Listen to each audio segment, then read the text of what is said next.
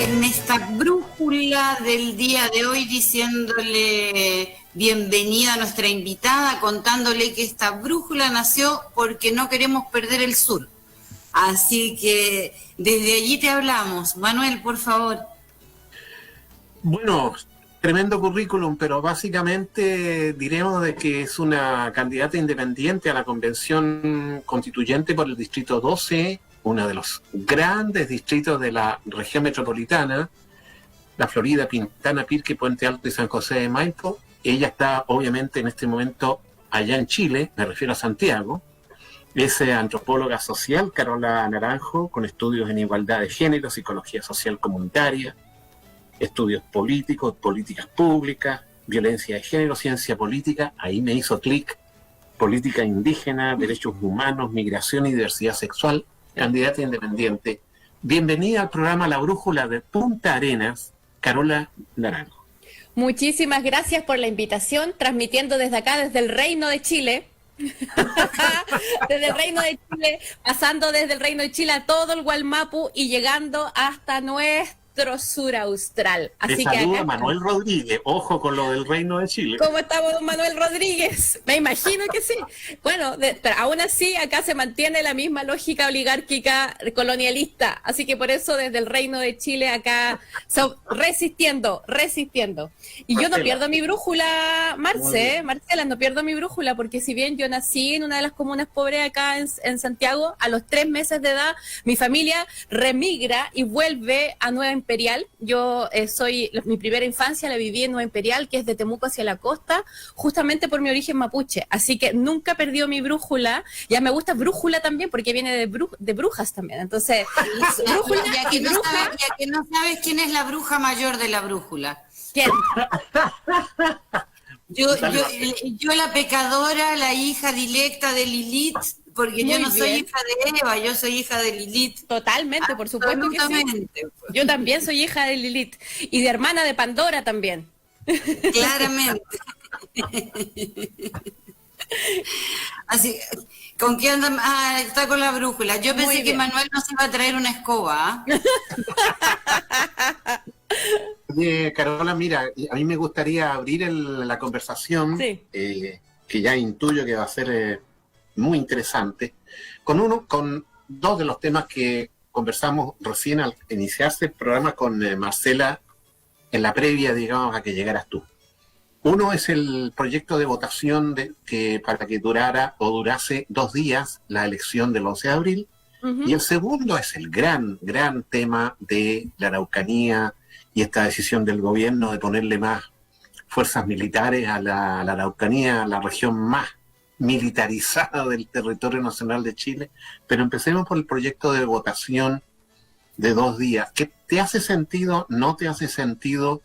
¿Cómo lo miras tú este proyecto que está pronto a salir? Mira, te voy a contestar un poco en relación a lo que hemos conversado con los electores y las electoras del distrito, en el distrito 12, caminando por las ferias, hablando. Lo primero que yo me he encontrado es que las personas de a pie no saben que tenemos 4 elecciones el 11 de abril. ¿Ya? Y es muy fuerte la desinformación, es impresionante, y sobre todo personas adultas mayores. Yo les comento que vamos a votar por alcalde, concejal, gobernador, explico un poco la reforma que se hizo en relación a la descentralización, por la elección de los gobiernos regionales, y no saben. Es increíble. Manuel, Marcela, no sabe, la gente no sabe. Y te estoy hablando de la gente de Puente Alto, de La Pintana, de la Florida, y que me miran con cara muy perplejos cuando yo les digo que el 11 de abril les van a pasar 4 cédulas para votar. ¿Ya? Eso es lo primero. Después de eso, yo creo que estos 2 días yo después de esa experiencia estoy de acuerdo en que podamos parcelarnos los 2 días, porque vamos a poder también concentrarnos incluso en el tipo de información que vamos a entregar, que por ejemplo, que incluso podríamos apoyar qué votar el sábado, qué votar el domingo y entregar más información cívica y ciudadana. ¿Ya? Lo otro es que también los adultos mayores, que son las personas que más votan además, que tienen mayor votación, me decían y se preocupaban de que quién los iba a asistir y que se iban a demorar tanto en la papelera, ¿cómo se llama? Para estar votando.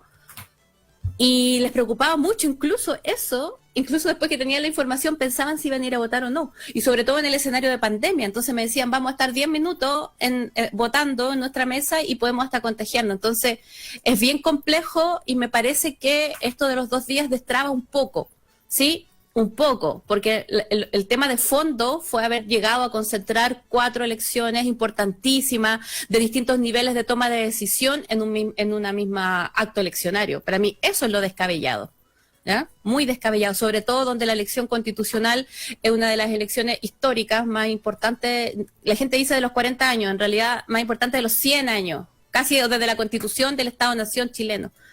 Y que esté al mismo nivel, al nivel del gobierno municipal, con concejales y alcaldes, hace que se confundan todo. De hecho, a mí como constituyente me preguntan si voy a poner alumbrado público, si voy a fiscalizar al alcalde. No, entonces, en este sentido, yo encuentro que a nivel de lo que tiene que ver con lo democrático, con la cultura cívica y de comprender en el momento histórico en el que estamos, juntar las 4 ha sido una de las cosas que puede ser que este proceso sea muy complejo.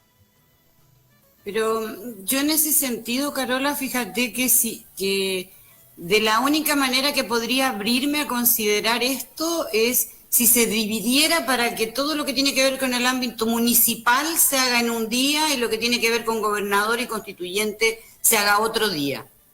Uh-huh. Pero básicamente, y con el mismo sistema que el CERVEL está implementando hasta ahora, cualquier otra forma de hacerlo en 48 horas, insistiendo en seguir reuniendo las 4 elecciones para 48 horas, me parece que es una improvisación que puede producir más desconfianza. Y estamos apenas a 30 días, entonces me hace sentido lo que tú dices. Si es 2 días, hagamos un día para alcaldes y concejales y otro día para gobernadores y constituyentes. Ahí yo ya lo veo viable, porque no sería sino desglosar la elección en 2 días diferentes, pero es una jornada electoral para cada una de las elecciones. Y eso me parece racional, pero pero dividir, generar 2 días, 3 días para las 4 elecciones igual, creo que ni siquiera se eliminan ningún factor de riesgo de los que estamos conversando. Bueno, si convengamos que todo está improvisado. O sea, partiendo de que es una improvisación, convengamos que todo es improvisado y todo lo que vamos a hacer a 30 días va a ser improvisado. ¿Será casual que parece que hay gente que no quiere que esta elección salga bien? Sí, de todas maneras. Con el permiso de las 2 diputadas, quiero comentar además que, a mi juicio, acá hay de por medio un asunto que dice relación, como ustedes bien lo han señalado, con la confianza ciudadana. La confianza que tiene la ciudadanía en el sistema electoral chileno es un asunto extremadamente fino y delicado. Costó muchísimo que la gente se convenciera de la importancia incluso del plebiscito de 1988. Recuerden ustedes que hubo un momento, digamos, de mucha desconfianza. Estoy hablando ya de la prehistoria de la actual época democrática. Pero hoy en día hay una delicada línea que no quisiera que la traspasemos, y que es aquella en la que los ciudadanos comienzan a desconfiar del sistema electoral, que en el fondo significa desconfiar del CERVEL también, de alguna manera, tanto por los cambios que se han producido en la dirección del CERVEL, que ha sido motivo de polémica, pero por otro lado también en el hecho de que, y aquí comparto lo que dice Carola, de que todo ha estado improvisado, todo ha sido improvisado. Esta costumbre tan chilena y tan latinoamericana de hacer las cosas a última hora, a la apurada. Sí, pero tal también cual. Yo lo he planteado porque, bueno, desde la ciencia política uno puede decir mucho. Yo siempre, desde hace muchos años, yo me he estado quejando públicamente a través de los medios y de los medios que uno dispone, de que sean los militares. La cara ahí. De que sean los militares los que tengan que vigilar los locales de votación. La verdad, las cosas que no logro entender, pensando en estoy pensando en democracias en serio, estoy pensando en democracias como la democracia francesa o la italiana o la alemana, donde no son los militares los que con fusiles están a la entrada y la salida de los locales de votación. No tiene sentido si esta es una democracia. Sí, lo que pasa es que, bueno, nuestras repúblicas latinoamericanas tendrán 200 años si es eso, ¿no es cierto? Entonces, una tradición democrática también que es bastante construida. No obstante, a diferencia de algunas instituciones latinoamericanas, en Chile en general, las instituciones funcionan, salvo las de Fuerzas Armadas y de Orden, ¿ya? En general, las instituciones funcionan, salvo ellas, y te las dejo con un asterisco bien grande. Sí.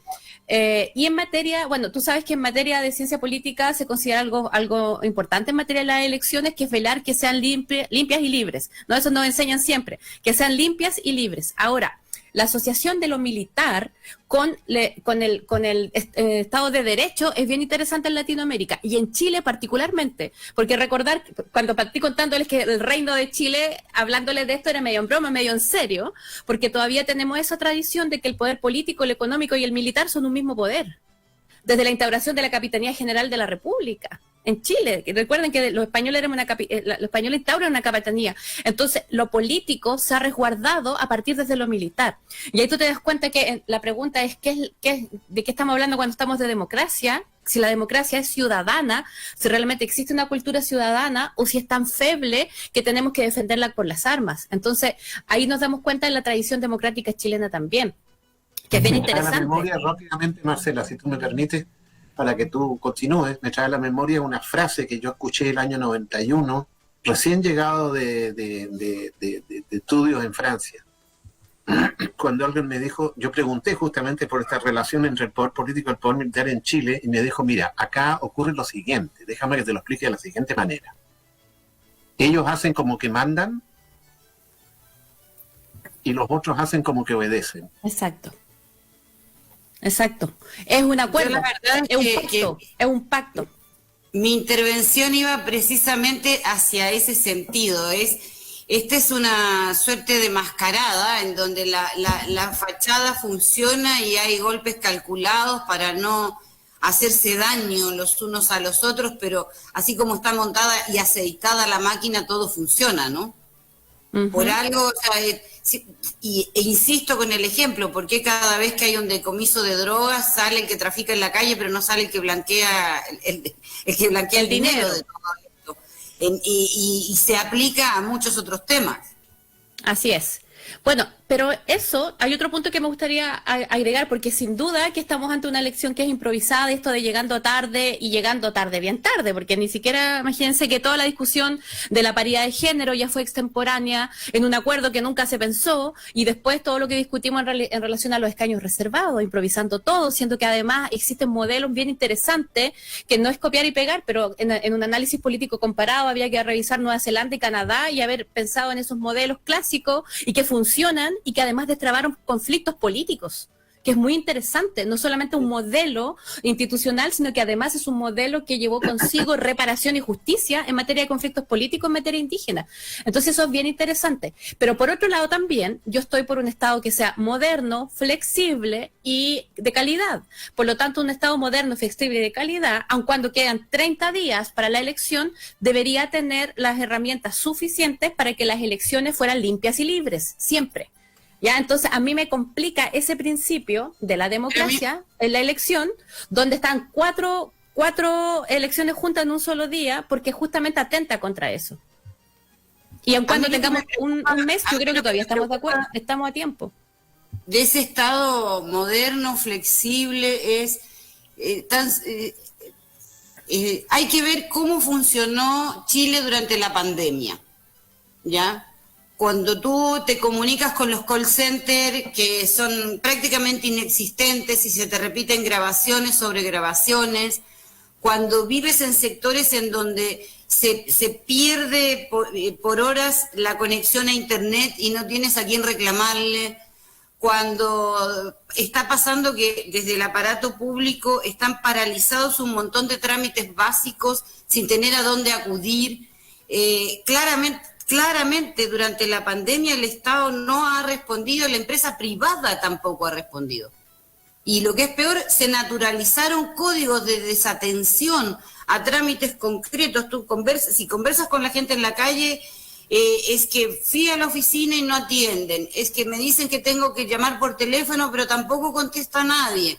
Es que, o sea, ¿hasta dónde está funcionando y operando esto del teletrabajo? ¿Y quién fiscaliza que el teletrabajo sea operativo? Entonces, yo no siento que estemos ante un Estado moderno y flexible que por el hecho empírico de que no ha respondido de esa manera frente a la pandemia, ni siquiera las empresas privadas.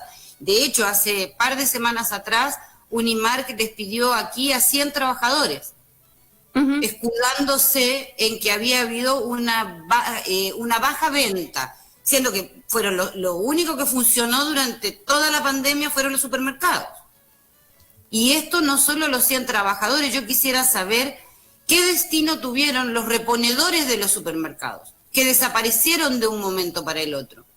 Yo sabía que, por ejemplo, en España se implementó en una cadena grande de supermercados una caja en las cajas de cobro, que era una colaboración espontánea para los reponedores que habían tenido que cesar en funciones. O sea, no solo estamos hablando del personal que se acaba de despedir, sino que yo he vivido toda la pandemia preguntándome qué ha sido de esa gente que se ganaba la vida reponiendo en los supermercados de Chile. Lo más probable es que esa gente está hoy día trabajando de vendedor ambulante. Hoy día las vemos en las colas en las ferias, que es lo que me he encontrado yo. Que están de colero en las ferias vendiendo lo que pueden, digamos, haciendo una economía a pequeña escala y llevando el día a día para subsistir en la casa. Eso es fuerte, Marcela, porque eso yo me lo he encontrado en las ferias de todo el distrito, en La Pintana, en La Florida, Puente Alto, y se va a replicar en Chile. ¿Dónde están? Están en las colas de las ferias. Y es muy fuerte ver que lo que hacen es ganarse el día. Y ahí nos damos cuenta además de un Estado que está ausente, que no es un Estado de bienestar, que no es garante de nada. Para las personas hoy día nuestro Estado no es garante de nada.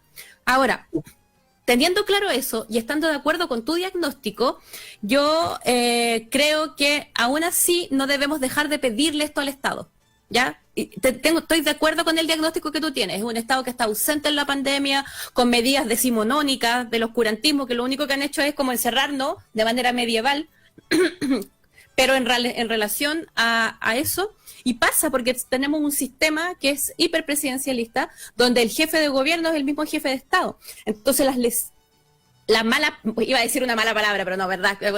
Voy a mantenerme. Los despropósitos, ya voy a ser mesurada, los despropósitos que ha hecho el gobierno en este momento son despropósitos también del Estado. Entonces, teniendo en cuenta que el Estado debiese ser, ¿no es cierto?, algo que quede y el gobierno debiese mostrar sus políticas públicas y focalizadas. Entonces, en definitiva, el fracaso del gobierno hoy día ha sido también el fracaso del Estado. Por lo tanto, porque el Estado no somos todos en este estado de cosas. Exactamente. Entonces yo aspiro y espero que también aspiremos a que exista esta división y que el Estado sea el que se fortalezca. Y aun cuando tengamos malos gobiernos, exista un Estado fuerte, solidario, garante, ¿no es cierto?, plurinacional, que vamos a conversar, que se mantenga y que resista. Eso lo hemos visto en otras democracias. Por ejemplo, Manuel Rodríguez, que es cientista político, ¿no? Sí. Tuvimos al Estado español sin gobierno. ¿Durante cuánto tiempo? Y los funcionarios públicos del Estado mantuvieron el Estado. No teníamos en España no había gobierno, pero el Estado español continuó. Continuaron las políticas públicas, los funcionarios de carrera mantuvieron el Estado. Hoy día en Chile aseguran la continuidad de las instituciones. Aseguran la continuidad de las instituciones. Claro, hay que decir que esa conformación del servicio público español pasa vía oposiciones. Se concursa para entrar al aparato del Estado. Exactamente. Bueno, y tiene que ver con un Estado fuerte, ¿no es cierto? En Europa hay un modelo que lo han ido siguiendo después otras naciones, creo que también la nación española, que es el modelo francés de formación de los funcionarios públicos. Hay una Escuela Nacional de Administración, la famosa ENA, me tocó justamente estudiarlo un poco ahí, ese punto, donde se forman todos los profesionales que van a ir a trabajar a la administración pública, todos. Es decir, en el caso de Francia, para que tú ingreses a la administración pública, tienes que haber pasado por la ENA. Y en Canadá, otro modelo que también es súper interesante, está la ENAP, Escuela Nacional de Administración Pública. La ENAP es una gigantesca universidad donde se forman no solo los que van a postular a un cargo en la administración pública, sino que donde sistemáticamente cada año se forman funcionarios ya en ejercicio, cualquiera sea su estatuto laboral, para actualizarse a la gestión de la administración pública. Así en es. Chile todavía nos falta eso. No existe eso. A pesar de la existencia del sistema de alta dirección pública, que fue un avance que me pareció significativo, al mismo tiempo todavía corre el color político, el carné de partido y el amiguismo familiar que es tan característico en la sociedad chilena. Es amigo y además forma parte de la familia extendida, digamos, como los romanos, de clientes. En el fondo son clientes. Son clientes.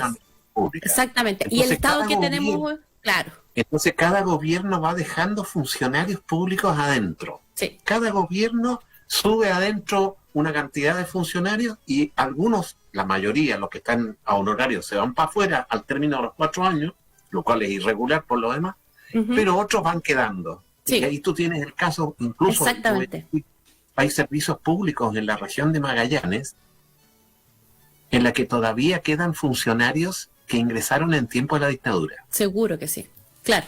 Seguro que sí. Y ahí nos damos cuenta y decimos, ¿por qué estamos hablando de un cambio constitucional? ¿Por qué estamos hablando? Porque la identidad del Estado, el Estado que tenemos y que tenemos hoy día, digamos, pactado en este pacto social que es la Constitución, es un Estado que no cumple ninguna de estas características que comentamos. No nos asegura bienestar, no nos asegura estabilidad, no nos asegura estabilidad democrática y de gobernancia. Es impresionante porque tenemos un Estado reducido a la mínima expresión, entregado al mercado, que entrega los derechos al mercado, y un Estado básicamente neoliberal y subsidiario que nos tiene ahora tremendamente abandonado a los ciudadanos y a las ciudadanas. Por más que tengamos personas de buena fe al interior de las instituciones públicas que quieran cambiar esto, no se puede porque tenemos un chaleco de fuerza que es la identidad, la estructura de nuestro Estado que no nos permite avanzar más allá. Entonces, hoy día es urgente, por eso es que este cambio constitucional es tan importante lo que tenemos que hacer, porque en definitiva es un nuevo pacto social, que tiene que ir contra todas esas cosas que tú acabas de comentar, Manuel. O sea, esto significa por completo instalar, ya lo hemos dicho varias veces desde esta tribuna, instalar el paradigma, que primero nos haga hacer cargo de que estamos en el siglo XXI, exacto, resolviendo problemas del siglo XX, y que está con herramientas y lógicas del siglo XX en más de un caso, y esta Constitución va a dejar de tener vigencia a puertas del próximo siglo. Entonces, de eso se trata, pero sigamos conversando después de la pausa musical. Eso. Hora de recargar cafecitos. Antes de ir a la pausa, quiero dejar lanzado justamente el tema para que conversemos con Carola Naranjo, que es el tema de la plurinacionalidad, la cuestión de la nueva Constitución como Estado, como dices tú, plurinacional. Perfecto. Vamos a la pausa. Francisco, por favor, llévanos con la música. Ya.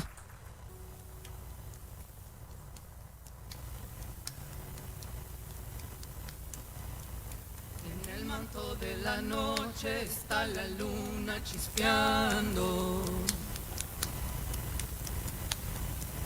En el manto de la noche está la luna chispeando. Así brilla fulgurando para establecer un fuero, libertad para los negros, cadena para el negrero. Zambalando, zambalando, ¿qué tienes tú que no tenga yo? Zambalando, zambalando, ¿qué tienes tú que no tenga yo?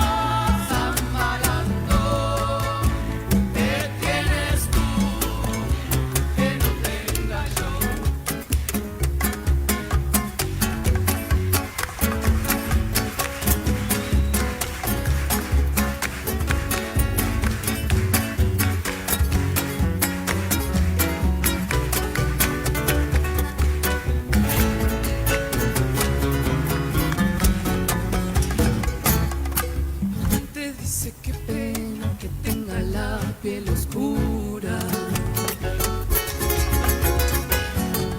La gente dice que pena que tenga la piel oscura, como si fuera basura que se arroja al pavimento. No saben que el descontento es de mi raza madura. Zambalando, zambalando, ¿qué tienes tú que no tenga yo? Zambalando, zambalando, ¿qué tienes tú que no tenga yo?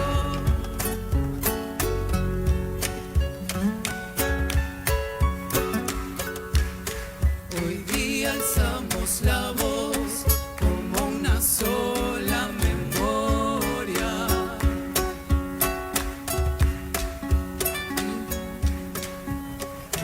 Como una sola memoria. Desde Ayacucho hasta Angola, de Brasil a Mozambique, ya no hay nadie que repique, somos una misma historia. Zambalando, zambalando, ¿qué tienes tú que no tenga yo? Zambalando, zambalando, ¿qué tienes tú que no tenga yo? Zambalando, zambalando, ¿qué tienes tú que no tenga yo?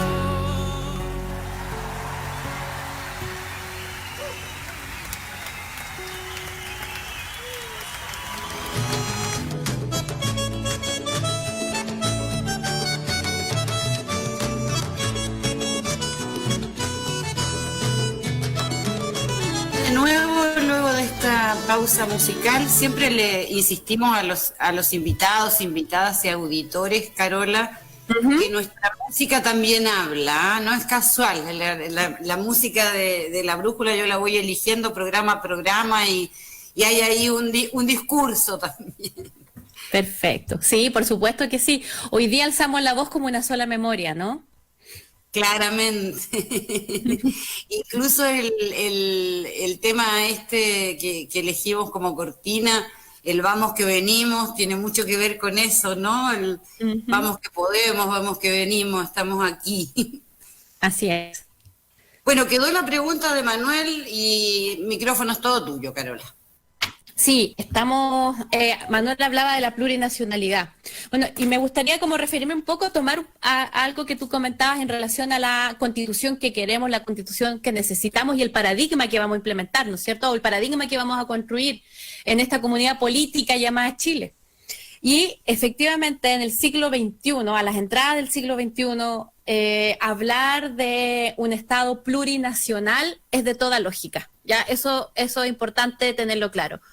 Es de toda lógica porque en realidad lo que va a reflejar es la multiplicidad de identidades, pero también la multiplicidad de historias, de pueblos, de naciones que habitan un territorio, ¿sí? Y saliendo de los modelos más autocráticos, oligárquicos, autoritarios y también muy nacionalistas en relación a la construcción de una identidad, que como les comentaba está muy ligado también. Con C, ¿Qué cosa?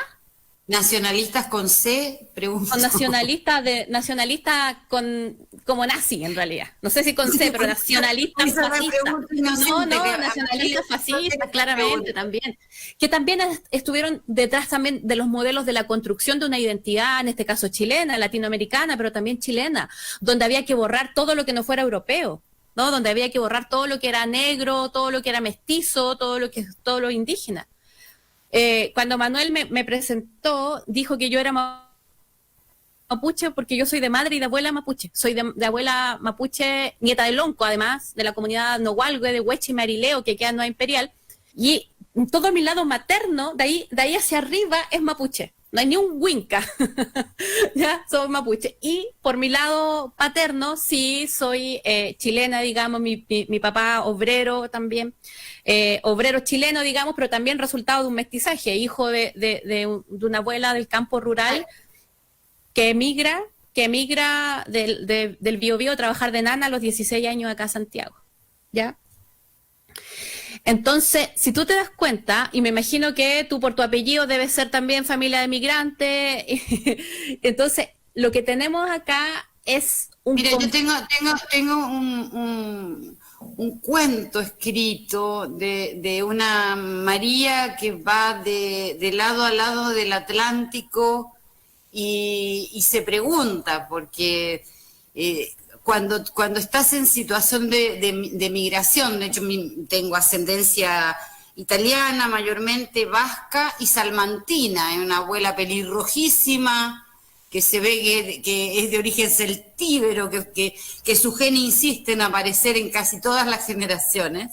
Y uno se pregunta por eso, porque admirando, queriendo y sintiéndose parte de la cosmovisión y la cosmogonía de los pueblos originarios, te sientes tremendamente culpable a la vez de esta falta de sitio, porque tampoco es culpa de uno todo lo que ha pasado. Exacto, no.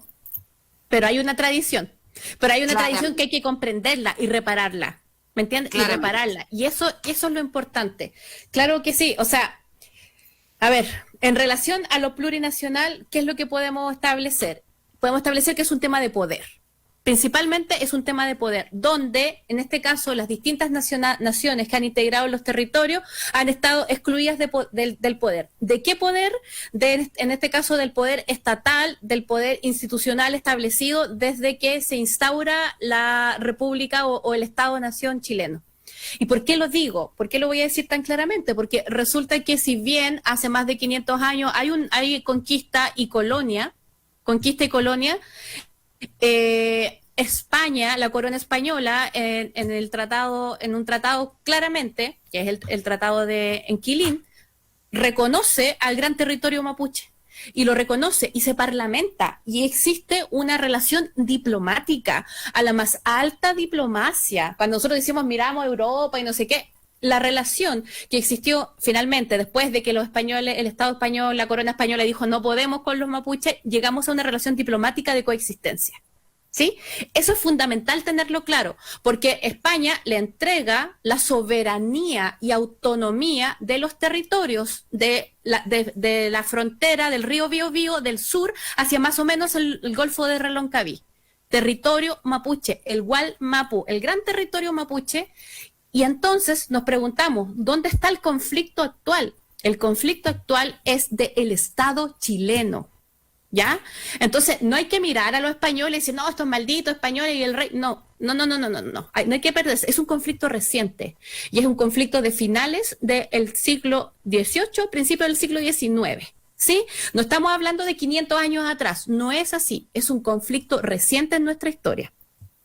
La plurinacionalidad, entonces, al interior de los estados, lo que hace es reconocer que no hay una única identidad, no hay una única cultura, pero que tampoco existe un único pueblo que tiene un mismo poder, sino que entiende que existen distintas naciones con sus propios, naciones que se les reconoce libertad, autodeterminación, autogobierno y lo más importante, que es la capacidad de decidir acerca de su propia vida. ¿Sí? Entonces, cuando estamos hablando de plurinacionalidad, estamos hablando de poder. Y cómo distribuir el poder. Algo que para un Estado que nace, ¿no es cierto?, de una oligarquía que se cree con un estatus de poder superior, donde niega todo lo indígena, todo lo diverso, es muy fuerte. Por eso que cuando se habla de Estado plurinacional, a mí todo el mundo me replica, y uno pensará y dice, no, mira, qué ignorancia, pero hay que explicarlo. Me replica y me dicen, no vamos a tener un Estado dentro de otro Estado. Empiezan a correr en círculo. ¿No? Empiezan a correr en círculo. No, el Estado es una institución administrativa política. Las naciones somos pueblos con un reconocimiento político situado de manera histórica y por lo tanto con derechos políticos necesarios y el cual este Estado debe garantizarlo. Entonces, la plurinacionalidad, sí. ahí en ese punto justamente a mí me parece relevante poner un elemento, si ustedes quieren, también de identidad personal. Yo llegué al tema mapuche por la vía de la lectura, por la vía del estudio. Soy un Rodríguez Uribe, hijo de argentino y chilena, y por lo tanto, no, mirando, como digo yo, mi árbol ginecológico, no he logrado establecer que exista algún ancestro que me relacione con el mundo de los pueblos originarios. Por lo tanto, mi aproximación, discúlpenme, es una aproximación libresca, es decir, una aproximación resultado de una toma de conciencia después de la lectura. Y este es el libro que más me ha impactado, el libro de la historia del pueblo mapuche de José Bengoa. Este libro lo estoy leyendo gracias al regalo que me hizo ahí nuestro amigo y doctor Jorge Flies. Y la verdad las cosas es que este es un universo completamente diferente, distinto, que nos abre además una visión de la historia que nosotros hemos vivido como país, de la cual ha costado mucho que la reconozcamos todos, ¿no es cierto? O sea, acá hay un pueblo, una identidad nacional que ha estado sumergida, subsumida y sometida a otra visión de la historia. Nunca voy a olvidar una escena en la que me tocó concurrir el año 92, estando yo en Santiago el 12 de octubre, fui a una reunión o asamblea que se hizo en el Teatro Santa Lucía en Santiago, donde hablaron una serie de intelectuales y políticos, etcétera, sobre el descubrimiento de América, y al final, cuando terminó ya la actividad, subió al escenario un lonco junto con su hijo, porque el lonco nos iba a entregar un mensaje, lo iba a entregar naturalmente en mapuche. Se produjo un gran silencio en la sala, pasa adelante al micrófono el lonco, no recuerdo el nombre lamentablemente, y dice una frase en mapuche. Y se produce un silencio y yo incluso sentí esa sensación de ¿qué hago yo acá? ¿Qué estoy haciendo acá? Me sentí extraño, pero el chico, el joven, se acerca al micrófono y dice, el lonco acaba de decir, cuando ellos llegaron, nosotros ya estábamos aquí. Sí. Carola. Bueno, yo te puedo hablar en mapuche ahora si quieres. Inche Carola Naranjo Piñé, Inche Marimar Lamien, Marimar Compuche. Mira, es bien interesante porque las personas que somos plurinacionales desde que nacemos, yo lo entendí así, y no solo plurinacionales, sino que interculturales, nos damos cuenta cuando nos encontramos con la otra cultura. A mí me pasó cuando volvimos del sur y llegué al kinder a San Bernardo, a la escuela 2 de niñas, y me encontré con una chilenidad que no la conocía. Y de hecho de ahí vino siempre mi rebeldía. Yo no cantaba la canción nacional chilena, yo siempre entendí que no era de esto. Y desde chica, que siempre la gente que me conoce de chica en el colegio, siempre hacía actos de rebeldía, porque ahí me di cuenta que existía lo otro, ¿no? Los niños mapuches y las niñas mapuches. Después nos damos cuenta que existe un otro, pero los niños chilenos y las niñas chilenas no saben, no se vuelven interculturales como nosotros. Y nosotros además entendemos y miramos para atrás algo bien extraño, porque es una mezcla entre que tú eres mapuche, no lo niegas, porque no solamente ser mapuche porque tiene biología mapuche o un apellido, sino que porque hay una historia atrás de un despojo. ¿Sí? Y eso hay que tenerlo claro. Pero en ese sentido yo quisiera... aportar a la conversa que aún siendo Winca, como dicen, habemos personas que nacemos con un sentido holístico integrado. O sea, yo tengo una profunda conexión desde la guata con el ser parte de las comunidades. No me atrevería a prejuiciar per se a nada, y de hecho mi rebeldía nace porque yo siempre me sentí pasajera del universo, del mundo. No me sentía... mi rebeldía empezó cuando yo topé con el concepto de los estados-naciones, instalados como tal desde la costumbre, desde además aquello que Tolstoy describía también cuando hablaba de los roles que te establece la aldea. Sí, no, Y el rol que te yo estoy de establece acuerdo la con aldea que... te establece como mujer, desde tus creencias, desde tu cosmovisión. No, Entonces, totalmente, pero tú estás hablando de algo ya, una instrucción más grande, formal. Yo estaba hablando desde que efectivamente cuando nosotros nacemos y entendemos nuestra cosmovisión somos interculturales en ese momento. Ojo Exacto. con eso, porque lo tuyo es una construcción también y una búsqueda. Yo estoy hablando de la interculturalidad esa que en la que tú nacís con las patas metidas en el barro en la comunidad, hasta de repente entrar y comprender que existe otro Chile donde la gente es distinta y otra cosa, donde los mapuches no existimos. ¿Ah? Donde los mapuches no existimos y que mi propia mapuchidad no existe. Entonces, mi espacio de rebeldía no viene de leer al Tolstoy, no, yo tengo 5 magísteres, no sé cuántos diplomados y estudios doctorales. Eso es la Carola más grande. Pero la Carola chica, cuando llega a Santiago, lo mapuche no existe. Y si existe, mira lo que te voy a decir, Marcela, y si existe, es lo peor que te pudo haber pasado. ¿Sí? Porque es discriminado, porque es negro, porque es sucio, porque es borracho, porque nadie quiere reconocer eso. Porque ¿sí? es Y eso flojo. porque es flojo, porque es borracho, porque es lo peor de los chilenos, es lo escondido. Y así nacimos nosotros, así nos criamos. Pero fíjate, Sí. Carola, Sí. y Marcela, cómo este debate que nosotros lo estamos situando en el plano, diría yo, político e intelectual de la condición y las identidades y las pertenencias, digamos, se encuentra debajo de la superficie de esta discusión que vemos en estas horas en las redes sociales y en los medios de comunicación sobre el fuego o el incendio que se produjo en el monumento al general Baquedano en la plaza en Santiago. Esto ardió naturalmente y bueno, Sí. es una estatua de bronce, por lo tanto no creo que se haya quemado completamente. No. Pero aún Pero es así, muy simbólico. pero calentó el ambiente de tal manera, incluso una declaración oficial del ejército, pero nadie recuerda quién era el general Baquedano. Fue uno de los principales autores del genocidio que se practicó en la Araucanía a fines del siglo XIX y que tiene decenas de mapuches en el cuerpo, ¿no es cierto? Pero esta parte de la historia como que no tiene ninguna importancia. Acá lo que importa es el monumento, no me pueden venir a quemar el monumento. Exactamente. Porque el monumento es un símbolo de la identidad nacional. Y yo escribí a propósito de eso en Twitter recién, cada generación reescribe la historia.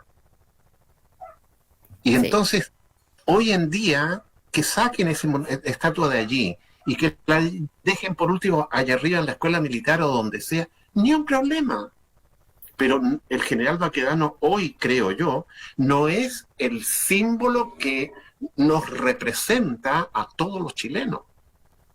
Sí. Y por otro lado, es justicia. No solo nos representa, por otro lado, justicia y reparación. Porque eso es lo que falta. Tú me hablabas, bueno, un Estado plurinacional es un Estado que reconoce que existen distintas naciones y que todas esas naciones son igualmente válidas y que son igualmente poderosas. ¿Ya? Y cuando yo digo que son igualmente poderosas, es que hay reconocimiento a sus autoridades ancestrales, el idioma oficial de las distintas naciones, el idioma indígena, son idiomas oficiales, se enseñan, hay presupuesto para ello, hay un reconocimiento a una libre determinación y autonomía en materia de toma de decisiones políticas también. Eso es un Estado-nación y que además es tremendamente moderno en el sentido de que además garantiza un bienestar social, garantiza un diálogo al interior de una comunidad mucho más grande que es lo chileno y reconoce que lo chileno es diverso, pero que esa diversidad tiene que tener igualdad en materia de derechos, en materia política y en materia de todo lo que tiene que ver con el funcionamiento al interior de las naciones. Eso es bien interesante. Ahí me surge una pregunta, a lo mejor un poco más, quiero entrar más al fondo del punto. A ver, cuando hablamos de la identidad mapuche en el marco de esta nación como entidad histórica y cultural, y geográfica además, ¿Cómo se relaciona con la condición chilena? Me explico. ¿Es una manera mapuche de vivir la chilenidad? Pregunto. O una manera chilena de vivir la mapuchidad. Que es la otra vuelta. Formidable, formidable. Bueno, Este es mi último comentario. Chicos, recordarles que estamos encarando los últimos 5 o 6 minutos prácticos del programa. ya, perfecto. Bueno, en Vámonos ese a lo sentido práctico, entonces. es bien interesante porque ahí la identidad es mapuche y chilena a la vez. Tú me preguntas, por ejemplo, yo siempre hago este juego, cuando salgo de Chile y escribo en mi cuestión, ¿cómo se llama? En la visa, me dice nacionalidad. Y yo pongo mapuche chilena. Sí, y entonces de repente el señor de la Policía Internacional me dice, ¿cómo que mapuche chilena? Y yo le digo, sí, porque también hay mapuche argentino. Entonces, Vaya, y me si no, pregúntale al general Roca. ¿qué cosa? Ay, si no hay que preguntar al general Roca. Ah, claro, por supuesto que sí. Bueno, Sí. teniendo eso claro, es que la identidad es que tú puedes ser una cosa y la otra cosa a la vez. No tienes que elegir ser una o la otra, sino que eso es lo interesante de la identidad. Perdón, con este tema del general Roca, pensar que a veces los historiadores de Argentina o de Chile piensan en la historia de los pueblos originarios, de las naciones originarias, como si estuviera la frontera establecida, cuando el destino fue común y fue orquestado, en nuestro caso, desde los dos países. Sí, pues. La historia no terminó cuando alambramos, no comenzó cuando alambramos la frontera. No, ni El en esa frontera imaginaria que es la cordillera de los Andes. De hecho, mi bisabuela, su segundo apellido se llamaba Rosa Quilaleo Mulato, ¿ya? Y Mulato era su apellido porque su familia, por su lado materno, cruzaba la cordillera de los Andes para allá y para acá acarreando mulas. Y de hecho, siempre se hablaba de la familia del otro lado, del Puel Mapu. Nosotros en este territorio se llama Gulu Mapu, del lado de la cordillera para este lado que es Chile, y para el lado de allá se llama Puel Mapu. Y las familias estaban siempre conectadas, somos todas parientes. Y somos parientes hace 4.000 años. Además, no somos parientes desde 200 años, somos parientes hace 4.000 años. Porque teníamos una manera de casarnos y establecer alianzas entre nosotros y nosotras que hacía que el pueblo mapuche fuese todo un pueblo interconectado, con otras diferencias también territoriales que también las tenemos. Entonces, ahora el desafío, yo creo que el reconocimiento de un Estado plurinacional es el inicio del fin del destrabe del conflicto del Estado chileno con los pueblos indígenas. Es el inicio del fin, solo el inicio, porque resulta que hay otras cosas que tienen que ver con reconocer el Estado plurinacional, reconocer toda la existencia y darle visibilidad y poder a los pueblos indígenas al interior, pero también aquí no puede ser borrón y cuenta nueva, sino que hay que hacer reparación. Y una reparación que tiene que ver con justicia histórica. Y ahí yo me quiero conectar, por ejemplo, con qué fue lo que destrabó el conflicto maorí con los neozelandeses, que fue, además de reconocer un Estado plurinacional, lo que hicieron fue generar tribunales indígenas especializados, así como existe un tribunal de familia, los tribunales en lo penal, los tribunales, etcétera, etcétera, tienen tribunales indígenas. Y los tribunales indígenas... En Canadá también me parece. Y en Canadá también, exactamente. El tribunal indígena no es para juzgar y meternos y juzgarnos a nosotros como terroristas, no, todo lo contrario. Los tribunales indígenas llevaron causa de restitución de derechos indígenas, y que incluyeron restitución de tierras ancestrales, restitución y reparación también económica, y es así. Acá en Chile no vamos a tener el inicio del fin del conflicto si es que no hay reparación de la justicia de todo el despojo que se nos ha hecho. No se puede hablar de democracia, no se puede hablar de justicia, de fin al diálogo, si es que a nosotros no se nos restituya lo que se nos quitó. ¿Y cuándo fue eso? Con la pacificación de la Araucanía, que fue una masacre, un genocidio, donde entran todas las tropas con toda la fuerza militar, Baquedano a la cabeza, Teodoro Schmidt, y todas las calles que existen, y todas las calles que están, Saavedra también, todo, Cornelio Saavedra, tiranos, los más crueles, y no solamente nos mataron, nos esclavizaron, no solo eso, sino que nos quitaron las tierras, nuestro ganado y nos quitaron nuestra dignidad y nos redujeron a algo que se llama reducciones. Y nos pusieron el nombre de la reducción, pero nos quitaron todo, nos dejaron sin nada. Entonces, ¿cómo esperan que hoy día las generaciones, o sea, cómo esperan que exista paz?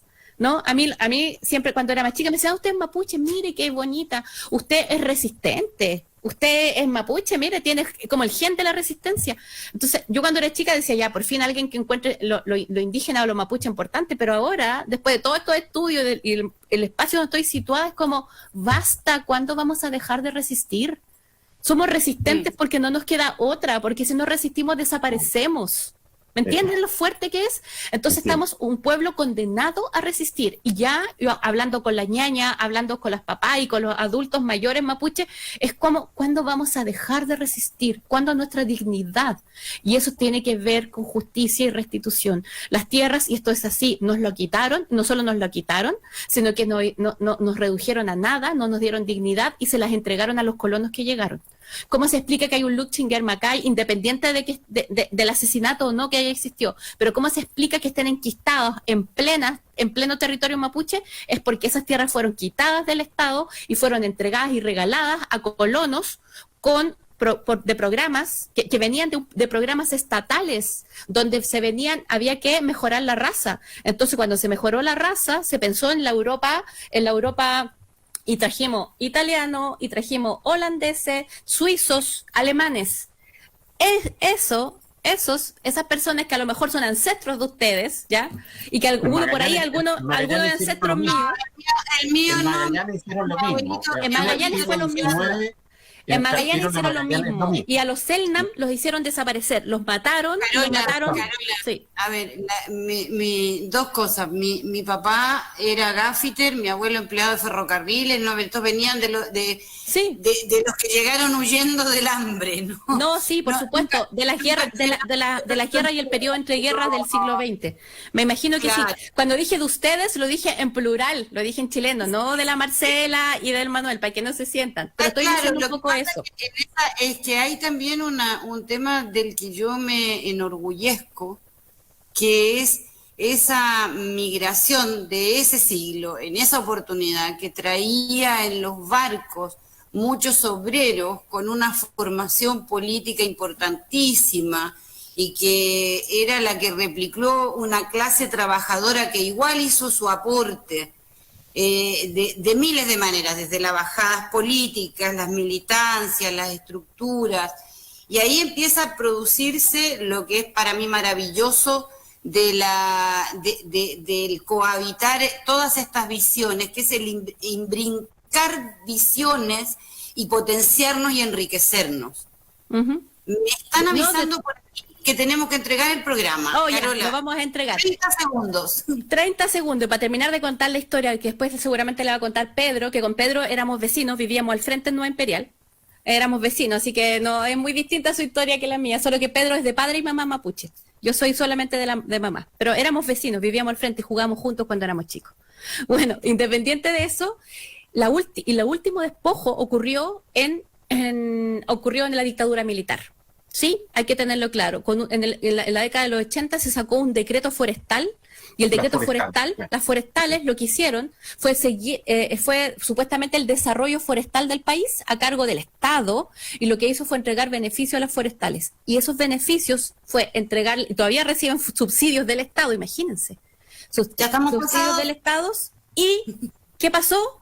Las forestales terminaron de quitarle los últimos terrenos y aguas a los mapuches. Entonces este es un conflicto que es político, económico y militar a la vez. Carola, tantísimas gracias, ha sido más que un agrado estar contigo. Manuel, despidiéndonos. Me pongo de pie, realmente. Me encantó, Carola, tu participación, y un gran saludo con mucho cariño desde el sur del sur del sur del sur del mundo, para que te vaya muy bien, y te agradecemos tu participación en nuestro programa. Muchísimas gracias, que estén muy bien, señores, y vamos Distrito 12, vamos Distrito 12. Aquí, desde el inicio del mundo, desde esta perspectiva del sur, buena semana, nos escuchamos el próximo sábado. Un abrazo a todas y a todos.